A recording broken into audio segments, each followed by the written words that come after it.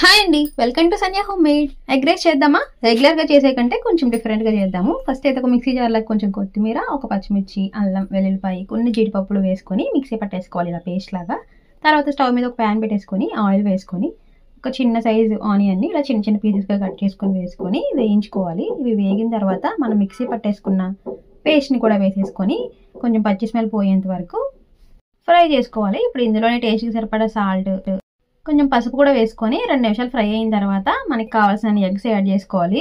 ఇక్కడ నేనైతే 2 ఎగ్స్ అయితే యాడ్ చేశానండి. ఒక 2 నిమిషాల తర్వాత మొత్తం కలిసేలా బాగా మిక్స్ చేసుకొని ఎగ్ కంప్లీట్గా కుక్ అయ్యేంత వరకు ఉడికించుకోవాలి. ఇలా ఉడికిపోయిన తర్వాత ముందుగా ఉడికించి పెట్టుకున్న రైస్ని వేసేసుకొని బాగా కలిసేలా మొత్తం మిక్స్ చేసుకోవాలి. సాల్ట్ ఏమైనా సరిపోకపోతే ఇక్కడ యాడ్ చేసుకోవచ్చు. రెగ్యులర్గా చేసే ఎగ్ రైస్ కంటే ఈ ఎగ్ రైస్ బాగుంటుంది. ఎప్పుడు ఒకేలా కాకుండా ఈసారి ఇలా ట్రై చేసి పెట్టండి, పిల్లలు కూడా ఇష్టంగా తింటారు.